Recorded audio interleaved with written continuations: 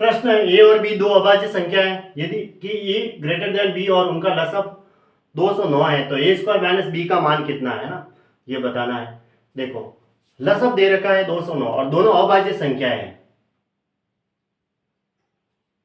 अब देखो लसब हमेशा 209 दे रखा है, तो 9 और 2 को जोड़ा 11, 11 में से बीच वाला घटाया तो 11 माइनस 0 11 ही होता है। तो इसका मतलब ये संख्या 11 से विभाज्य है और 11 अभाज्य संख्या भी होती है। तो 11 का भाग इसमें देते हैं तो 11 को 11 और 11 19 गुणा 11, ऐसे इसको ऐसे लिख सकते हैं क्योंकि 11 का भाग इसमें देते हैं तो 19 बार गया। तो इसका मतलब 19 गुणा 11 कितना होता है, 209 हुआ ये। अब दोनों अभाज्य संख्या ही दिख रही है, दोनों अभाज्य संख्याएं कहा था, ए और बी। अब ए का मान है वो बड़ा है बी से, या ग्रेटर देन है, इसको तीर लग रहा है, इसका मतलब बी छोटा है और ये बड़ा है यूं। तो ए बराबर तो 19 है और बी बराबर 11 है। अब हमें ए स्क्वायर माइनस बी बताना था, ए स्क्वायर माइनस बी, तो 19 का स्क्वायर माइनस 11 यानी कि 361 में से 11 माइनस कर दो तो कितना आया 350, ये इसका आंसर हो गया 350। तो ऑप्शन ए राइट है। अब इसका लघुत्तम समापवर्ती ज्ञात करें, यानी कि इसका एलसीएम बताना है, वो भी अंश बटा हर में है। तो ऊपर वाले का तो एलसीएम लेना है और नीचे वाले का मसअप एचसीएफ ले लेना।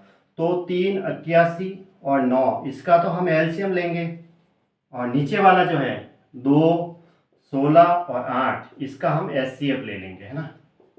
तो ऊपर वाले का एलसीएम लसब क्या होगा, सबसे बड़ी संख्या देखो 81 है, 81 है,